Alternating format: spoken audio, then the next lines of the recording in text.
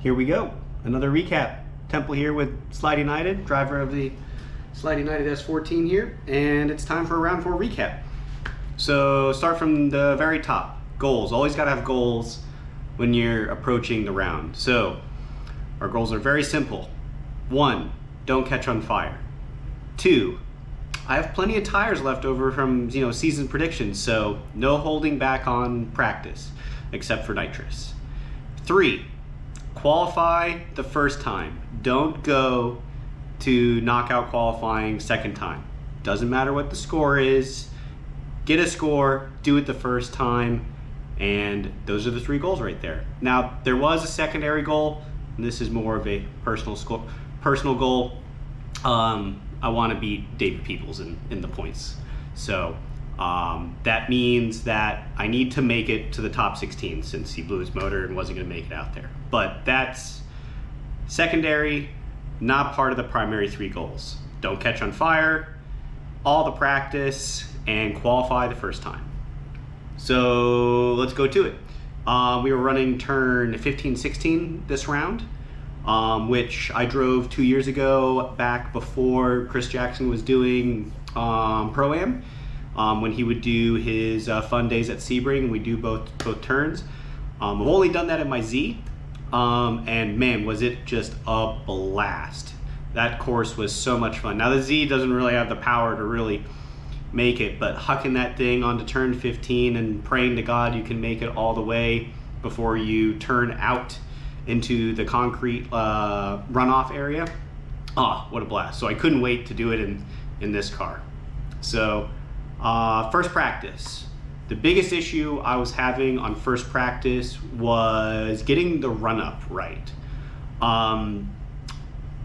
The judges in the driver's meeting in the very beginning said that they don't want a straight line approach to big handbrake, to big straight line handbrake and enter. They want to see us really commit or give it a good flick. If we had to use a little handbrake to set the car, that was fine, but they didn't want, a 3-cone handbrake drag all the way into the first zone. So I was having a little bit of trouble getting the car to properly set itself. The nitrous would come on, and basically as soon as the nitrous would turn on in second, I'm just doing a very light rolling burnout. So it took me a while to memorize the bumps on the run up to 15 and to keep the car from trying to basically flick itself too early. So the first couple of runs I was entering way too early, not on purpose, and that was just totally throwing off my line.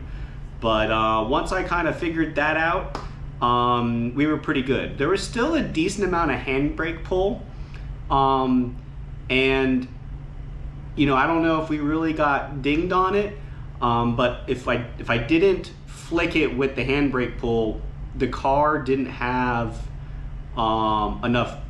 Well, the real answer is power, but I couldn't put enough grip in the car to drive outer one the arc that it was taking. So I kind of had to learn.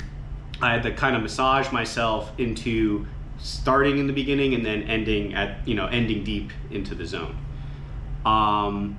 The other thing we noticed too, and this would be clarified after this practice, is normally in FD outer zones, they want you on power, right? They want you on power or modulating the power and not slowing down, not a decel. And with the way that the course was set up with outer 1, outer 2, inner clip after outer 2, and then outer 3 to the end, there wasn't enough room on the course and the car didn't have enough side bite for me to go through outer 2 on power and slow the car down. We have seen in FD that a touch and go will, you could do a handbrake or a decel in. So we asked this in they had another driver's meeting right after practice 1. We clarified with the judges hey, I can't make this. Am I allowed to slow the car down in outer 2? Can I slow my momentum in outer 2? And they said that was fine. So that was good. It was it didn't feel weird because that's naturally how the course flowed, but it was just weird to be pulling handbrake, foot brake in outer two instead of flicking the car and, you know, hammer down and going through on throttle. So with that stuff sort of cleared up, we went back out to practice 2, and, you know, it was like, hey, we're gonna handbrake, foot brake into outer 2 and keep massaging the run-up entry. And I was dialed. That handbrake, foot brake, I would do it right as I'm entering outer 2, was perfect. It allowed me to slow the momentum of the car down, and I could bring the car, you know, into a proper like mid apex of interclip 1. The downside was I couldn't fill the zone fully. The car didn't quite have well, we couldn't throw the grip at the car, which, you know, power. Couldn't quite get the car to float out. Basically, it was a scenario of risks, right? I either, you know, float and point the car before outer 2, but if I drop 2 tires, I get a 0, and the car is not super hooked up. Or I can point for the beginning of outer 2, and basically I would either just miss the beginning of the zone or get right in the beginning, shallow in the zone, and then with the handbrake, foot brake, I'd really put it back into the zone. So we went with the safer route, didn't want to risk dropping 2 tires, and that's how we approached outer 2. So that was practice 2. I did get a chase run on Ryan Acevedo, and man, is that car fast. I kept up okay in certain areas, but one thing we learned, and this is something we would see later in tandem practice, was that, you know, I just get, even if I huck it in on them perfectly on outer 1, I just get left in that power alley, I guess we can call it, between outer 1 and outer 2. I just get dusted, and you know, my car's got nothing left in the tank. All right, so we've gone through 2 sets of tires, we've gone through 2 nitrous bottles. It's, you know, we're not holding back on practice, laps are going well, we haven't caught on fire yet, and now it's time to qualify. So goal number 2, actually it's goal number 3, geez. Goal number 3, qualify first time.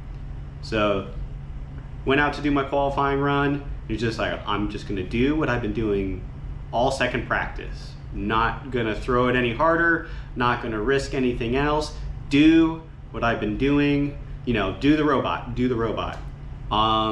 So had a good outer 1, you know, a little shallow in the beginning and deepened up at the end. Did exactly what we were talking about in outer 2, where I was shallow and then handbrake, foot braked, and that put me in the back of the zone.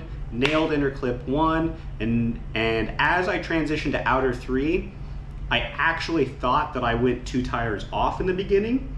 The car floated a little bit further than I anticipated, but luckily, watching the replay, I only had 1 tire that got on the line, so I didn't even drop a tire. So yeah, super pumped. We accomplished goal number 3 and scored a 74, which was awesome. I mean, the score was a highlight of it, but the fact that we didn't go to the knockout second round of qualifying was just huge, absolutely huge. So that 74 ended up getting us a 4th place qualifier, which is now a first for me. I'm now in the 32 bracket, right?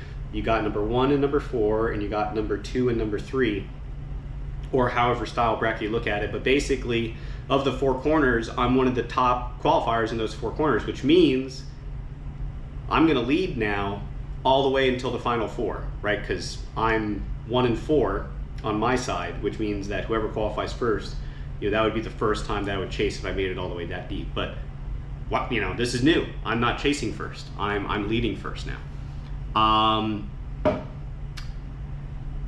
So let's scroll through my notes here. So yeah, so let's talk a little bit more about the bracket. I'm leading first, and there are only 17 drivers that showed up this round. There's normally been around 20 plus, but there was only 17 drivers that showed up, and 2 of them double zeroed. So there was only 15 in the show. So the first place qualifier actually had a bye run in the 16. So technically, all of us got a bye run in the 32, which we didn't have to go out and do.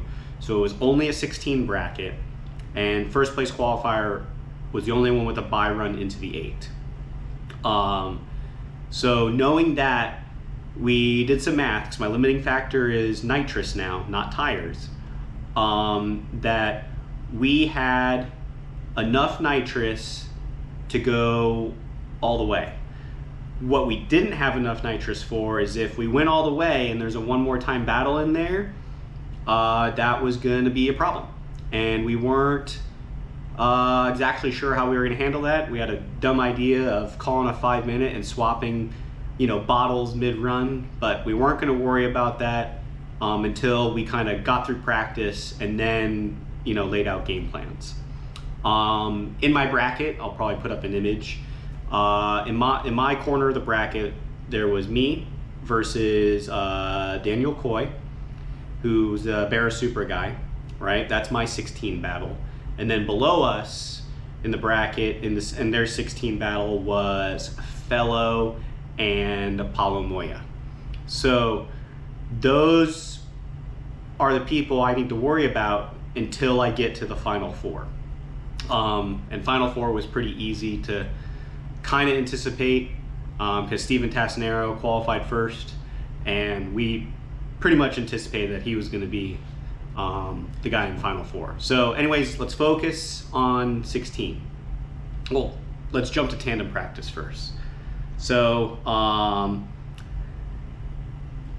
tandem practice.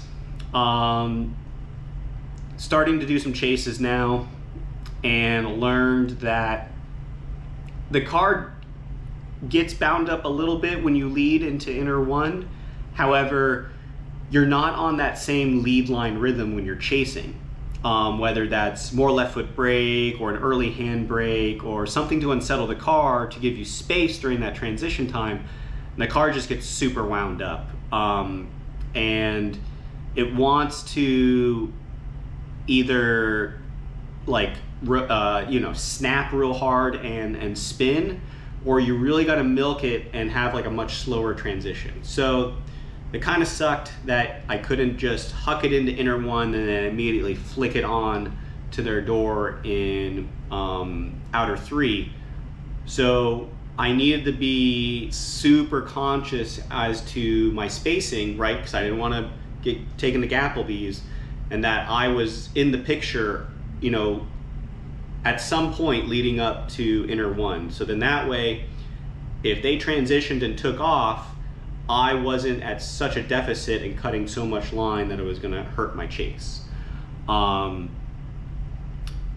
that was the big takeaway from there as far as driving goes. Some other things that to note are, while we were doing tandem practice, we noticed that Fellow packed up his car. So that meant that the battle after us in the 16 bracket, Paulo Moya and Paulo Mota and Fellow, wasn't gonna happen. Paulo was gonna have a bye run into the 8. So this kind of fired us all up. Fellow is a very, very, very good driver, and prior Pro 2, before it became Pro Spec driver. Really, really good driver, knows how to tandem. So now this meant, at least from the way that I sized myself up, or as Rich sizes me up too, I had a chance to make it to the 4. If I could get through my 16 battle, there was a chance that I could win my 8 battle.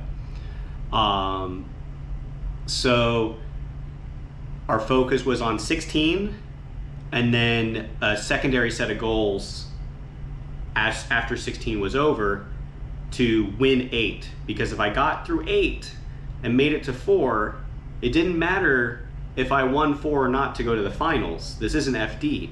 as much as I would love to go battle for first and second spot on the podium, in Pro-Am, we do a battle for third. So that meant if I got through 16 and 8, I would get to drive 2 more times regardless. I would get to drive for Final 4, and I would get to drive for either final or third place battle.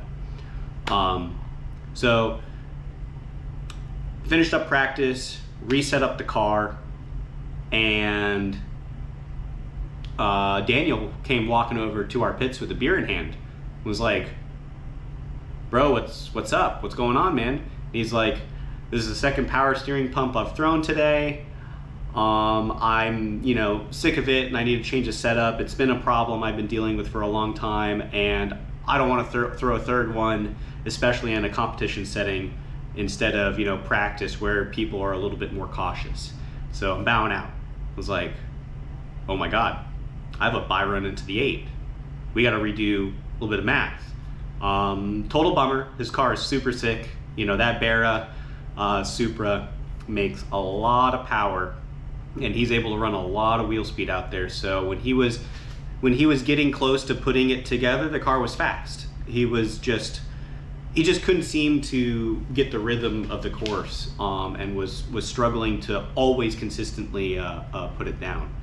So it was, if I had to battle him, it was one of those, I would have to risk it for the biscuit, because if I gave him any space, he was gonna gap me, and there was no catching up. Too much disparity between our cars. But he called it.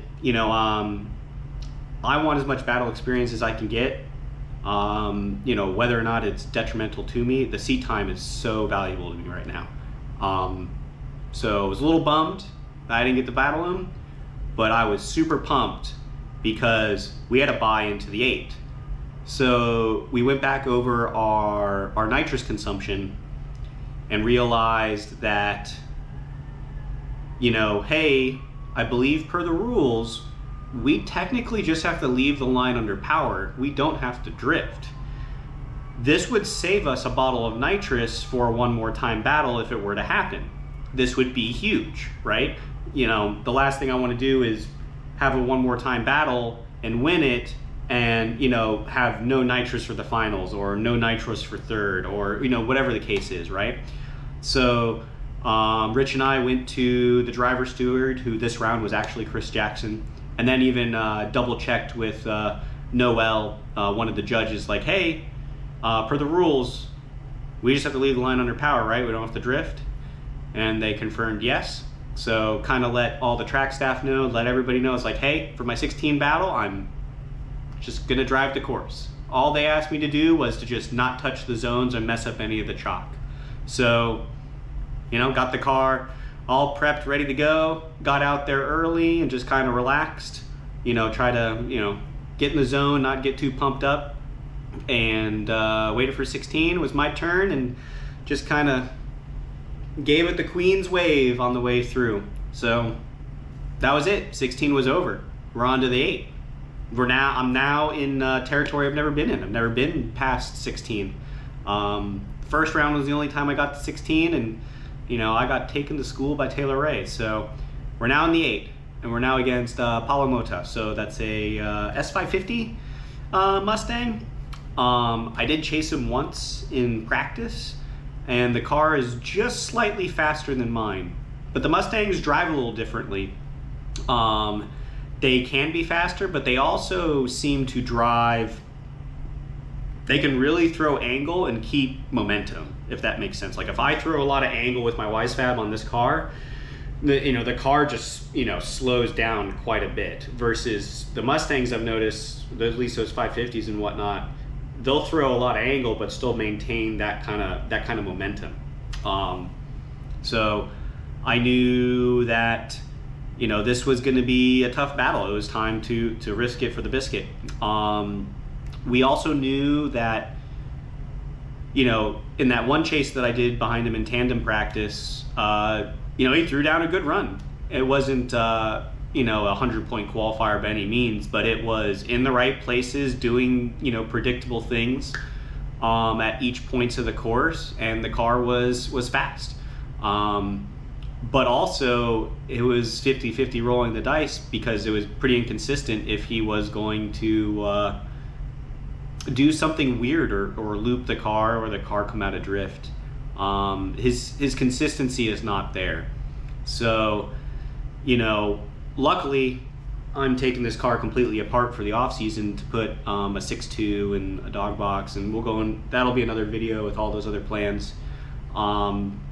So, you know, I looked at the team and said, guys, like, I have nothing to lose. If I have the car in the right place where the judges want to see it, he fucks up and I have nowhere to go and I crash the car, you know, sure, it sucks. I won't be able to get it back out there, but I did the right thing, and I have the whole off season to fix the car. No big deal. The only spares we have are some tie rods. I have some other spares, but as far as the front goes, it's like the only spares I have are, you know, tie rods, and you know, that's it. You know, put the car where I'm supposed to. Don't chicken out. So as I said before, I lead first, and threw down a mirror image of my qualifying run. The only thing, I was not quite as close on inner 2, or the inner clip, but, you know, hit all the zones, did exactly this, you know, did the machine run. I got on the radio with Rich, and I was like, let me guess. He kept up with me. I need to put it on his door, huh? And he said, yep, you got to put it on his door. I was like, okay, well, you know, here we go. One thing I did not know, and this was something I watched when I watched the live stream after the event, was that he actually straightened behind me in outer 2, almost opposite drift. I'm not really sure, but he definitely zeroed behind me. So I'm actually glad I didn't know this, because I don't quite have the experience yet to dial it back. And what I mean by that is that, you know, my proximity in the chase has improved every round, but I'm pushing myself at, you know, 100%, right? I'm pushing myself with everything I got to get that proximity. If I pull back, I understand that, you know, I just have to pull back a little bit, but that little bit is something that you get with seat time, and, you know, I easily could have pulled back too much. Next thing you know, inactive chase. So I'm glad that I didn't know that he zeroed behind me. I'm glad that I was told to put it on his door, and we did the run up. I initiated in on him. I was actually in a pretty good spot, and as soon as we got to the end of outer 1, he like transitioned on the outside side of the track, so inside towards, you know, the stands and the wall, outside towards the grass and the airfield. He transitioned on the inside of the track, and I'm like, oh man, I gotta follow this. You know, as the chase driver, you gotta follow what the lead driver is doing. Fortunately and unfortunately, you know, we are just full. I'm, you know, how I'm driving the car on that course is I'm just full throttle, and, you know, just giving it a little tickle of the wheel when I want to transition, and that's kind of what the car is going to do. I can't. There's a window of rhythm of where that car is going to transition if it wants to or not, and, you know, there's nothing much I can do about it. So I transitioned kind of as soon as I could. And in the moment, I was like, what the hell is going on right here? Because I'm now back here behind him. He's like 2 tires off on the inside. And I'm going, I don't know what I'm going to do in this spot if he continues on. Like, where am I going to go? How am I going to check up? What's going to happen here? Where is he going to go? Like, you know, he can only go like into the grass before the inner clip. But fortunately, as soon as those thoughts, you know, went through my mind, he did his full spin. So I just kind of pulled the handbrake again to, you know, kind of get myself back set up and finish the course, and that was it. You know, and top 8 battle won. He took himself out. Awesome. I'm on to the final 4. Holy crap. So, man, top 8. Can't get any better. So now we're into the final four. Before the bracket start, as soon as the bracket started, I went over to Steve and I was like, I want redemption. I'm going to see you in the final four. And man, was I pumped to be battling Steven again, this time in the final four. And I was also pumped because regardless of what happens, I get to battle somebody else again for third or first. So, you know, I'm just excited. I'm happy. You know, I get to keep driving. So, battle with Steven. He's a good friend. I think he's one of the best drivers on the grid. And, you know, I got my work cut out for me. He was also the #1 qualifier. So, you know, it's time to go at it. His car, and I think I've said this before, from the OSW recap, his car is slightly faster than mine. You know, granted we're S14, and he has a 1.5J, so it's a, you know, the 3-liter 2J bottom end with the 1J heads, right? But he does make about 100 horsepower more than me. So, and I did chase him in one of the practices, and I gotta be on him from the start, and I can keep up, but there's no making up ground. He's just gonna stay just that slightly out of reach from me. So he was first place qualifier, so now I'm chasing. I'm not leading anymore on this side of the bracket.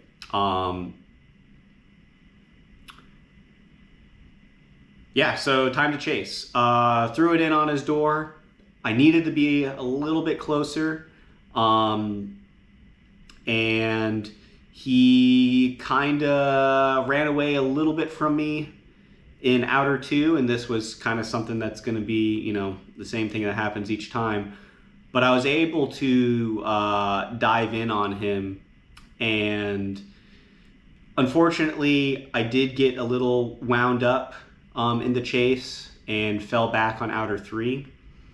But otherwise, you know, I finished the course not too far behind him, mirrored his transitions, and, you know, it was a decent chase. I was satisfied with the level of chase that I gave him.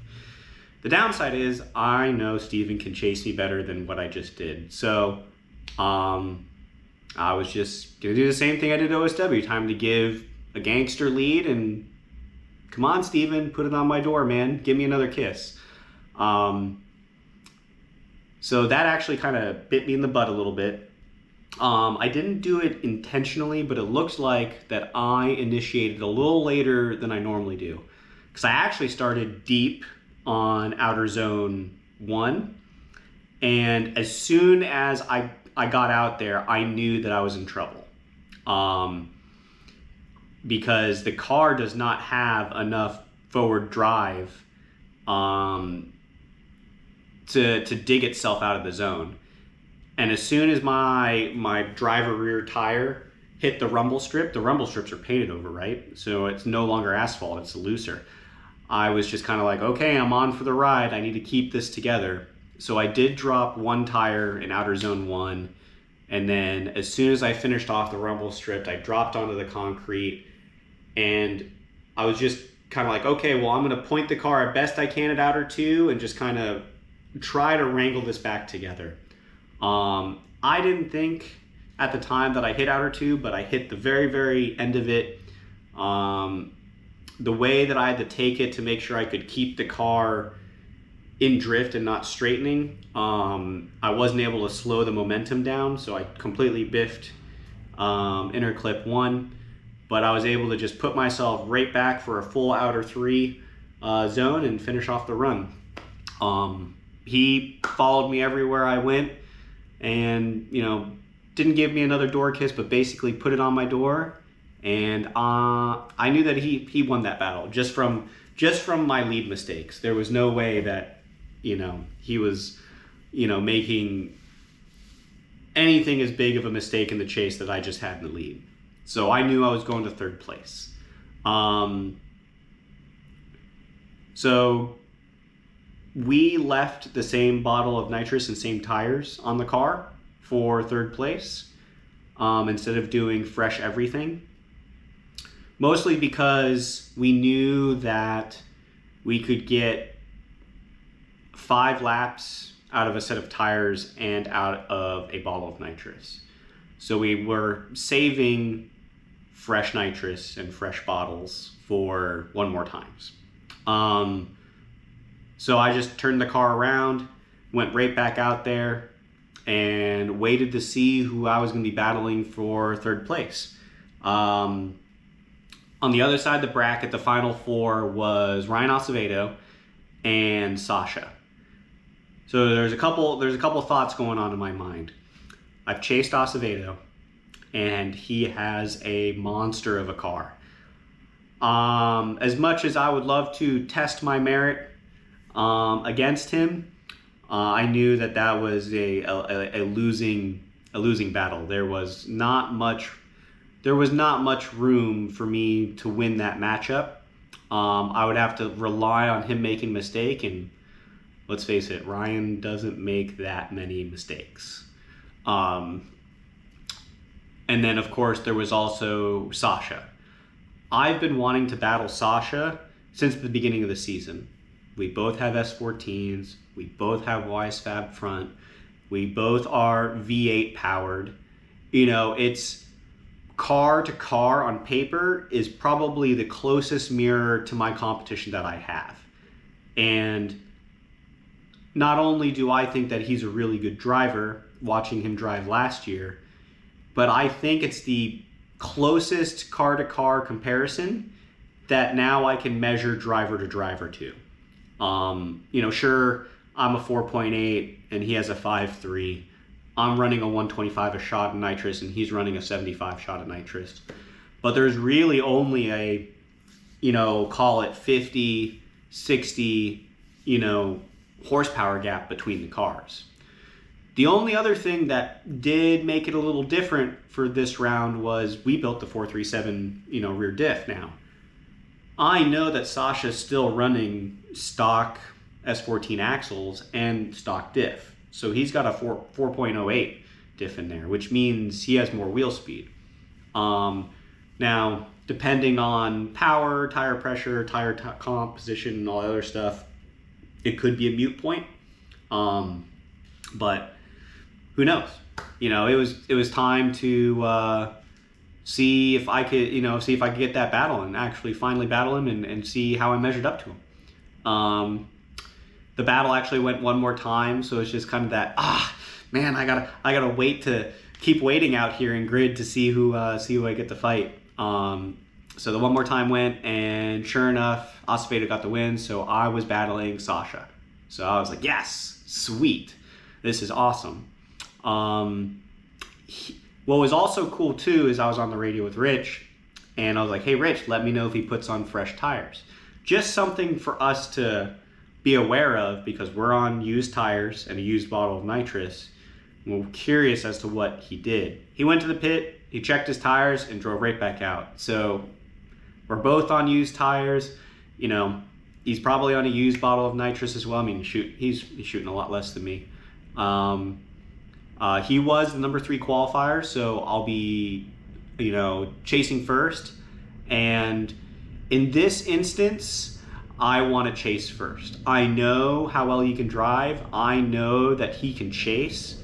So, you know, how well I chased him was going to be an indicator of how good of a chance I had at potentially winning. So we do the run up to outer one, and this was my best run up I've had all Pro-Am, best run up of the season. I'm right there with him, and I just get right into the pocket. It was awesome. And it was also bad. So I got myself into the pocket, and this time, because I was so close and in the proper position, I lost some track of awareness of where I was, which caused me to, you know, basically use him as my guide. you know, instead of transitioning a little early to make sure I can dive in on the inside, I wasn't going to transition until he transitioned. He transitioned later on the inside of the course towards the wall and whatnot, which when I mirrored his transition, you know, a little left foot brake, mirror the transition, we were so far back that, you know, I was not inside enough to cut the line to stay in proximity, that he just kind of drove away from me in outer two. Luckily, he missed inner clip 2 completely. Not like Africa, but he didn't hit inner 2. So that area allowed me to catch up, and in the transition to outer 3, I basically hucked it in on him because I wasn't as wound up, you know, from being too close. You know, I was behind now. So I was able to really like manage the car into inner 1 and then just point and dive on him, which I did. And I got in there and I was like, yes. And then I just kind of watched him just slowly gap me. And I was like, no. But man, you know, other than my mistake of track awareness and, you know, mirroring and following him and ended up following back instead of diving in, man, one of my best chase runs for the season. So I knew at that point, I was like, well, I made some small mistakes. He made some small mistakes. I need to, you know, do my lead run. I need to do my classic lead run that I've been putting down, you know, pretty consistently, other than against Steven, right? Lined up and did my classic lead run, a little shallow on outer 1, you know, and then sucking it back to the very edge of the course before the end of outer 1, transitioning to outer 2 with a little handbrake, foot brake, you know, so I was a little shallow in the beginning, a little late, and then, you know, deepening it up. I did hit inner clip 1, which we know he didn't. I wasn't super close, but I was in the ballpark. I was on the 3 hash line, right? And then, you know, outer 3 was outer 3. Looking back at the runs, it was really close. It was actually really close. Rich argued that, you know, he think that I had an advantage. I would argue that I think Sasha had a very slight advantage across the board. And it really depends on how much the judges weigh inner clip 1, right? Because lead for lead, he did better in outer zone 1. You know, because he filled it completely, whereas I'm a little shallow in the beginning. Same with outer zone 2. You know, he fills it completely and I'm, you know, shallow, and then matching him at, you know, about, you know, a quarter of the way in, right, you know, deep. And then he missed inner 1. I hit inner 1, barely. And then outer 3, we did the same thing. So, you know, does, you know, my shallowness in the beginning of outer zone 1, and even though I'm in the zone, right, outer zone 1 and outer zone 2, is that the same deduction as completely missing inner clip? I don't know. That's you know, that's how the judges weigh it. Chase for chase, I definitely did better on outer zone 1. Like I was there.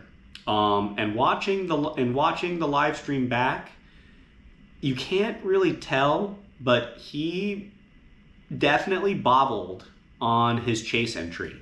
I don't know if it was a double initiation or not. I don't really care. He definitely bobbled. So there was, you know, that was his major mistake. He did follow me much better than I followed him through outer 2. Granted, you know, because I did such a much better job on outer 1 and he was on a super inside and a little bit further back line on outer 1, it allowed him to really make that good transition and tighten up and suck into my outer 2. And then the rest was about the same.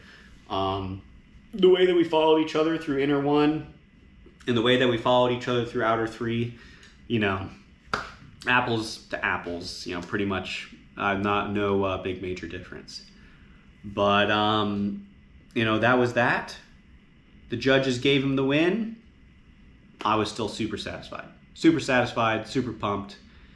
So close to the podium, so close to my first podium. I'm more than fired up now for my first podium.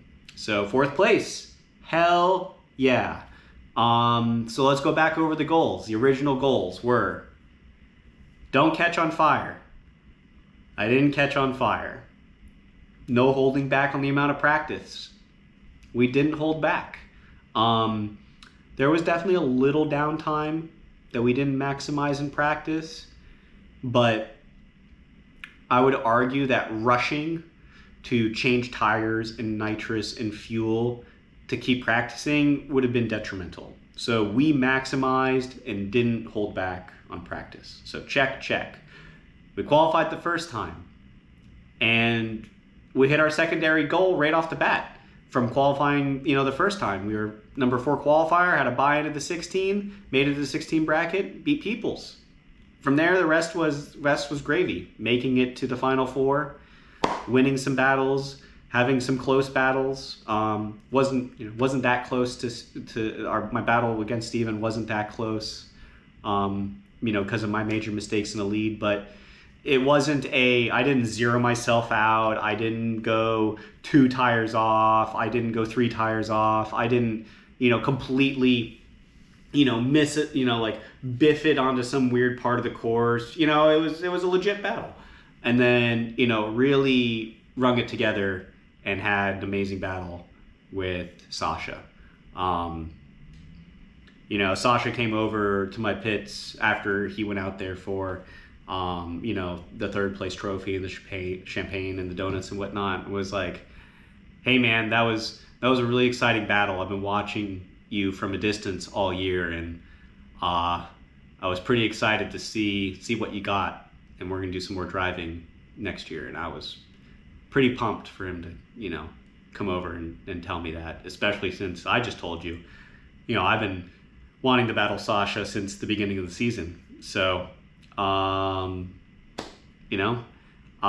gotta thank everybody, right? The season's over. Round 4 is complete. We finished 11th in the points, 4th for the round, and the team, Rich was freaking huge. We communicate so well, and for him, like for example, he's able to give me instruction, and I can take that instruction, understand it, and then immediately the next lap do what he said and have results.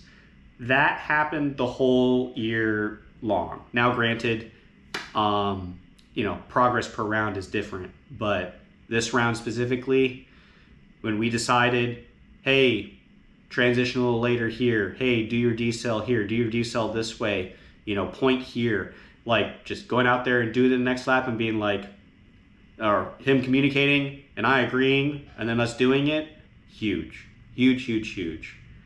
Frank is our, knuckle buster, iron horse, like go-getter. Man just keeps us prepared with, wheels and tires, and just keeps the car ready to go to battle. Car gets in the pits and it's just tires, fuel, nitrous, ice in the chiller, and just boom, boom, boom. He gets right on it, and that's amazing. It saves me so much energy. Super appreciate it. Chris, while I feel bad that he was kind of relegated to Nitrous Umbrella Girl duty in the grid, he's been a fantastic addition to the team. We learned that being the spotter and working on, kind of the crew chief too, right? And working on car setup, as well as driving, track setup, what the competitors are doing, keeping tabs on them and whatnot, was already overtaxing Rich on keeping data on the car, on like our consumptions, right? You know, how many laps are we getting on a set of tires? What's the weight of each nitrous bottle after it comes off the car? What are our tire, pressures after we go out, from what we start to what we end at? How much fuel are we going through? All of that data, that's, it's really big for budget, and figuring out the budget for each round. But it's also really big for what do I need to bring to each round? How much nitrous do I need to bring? How much fuel do I need to bring? How many tires do I need to bring? How many more spare wheels should I have for next year so I'm not mounting tires, during the event? Like keeping track of all that data, looking at the wear on the tires and seeing if we're wearing anything funny, like all of that data collection and all those notes, he filled that role and like ran away with it. The last 2 rounds, we've even had additional notes, like maybe reducing the amount of caster for round 4 and stuff like that. He puts together an email for me on all of those other additional notes. Maybe stuff we should have brought that we didn't bring, or improvements on how we could be more organized, so that when we need stuff we can find it faster. He's really been huge in that, and something that just falls away when there's too much going on. He picked up all that slack, and that was great. So I can't thank the team enough. I wouldn't have it any other way. I think we have the right synergy, the right mentality, the right go get it. When things need to get done, things need to get done, so we have the right pace. We know when we can slow it down, and we know when we got to pick it up. We know when we got to be serious and get the job done, and we know when we can goof around. Last but not least, I want to do a special note and thanks to Keegan.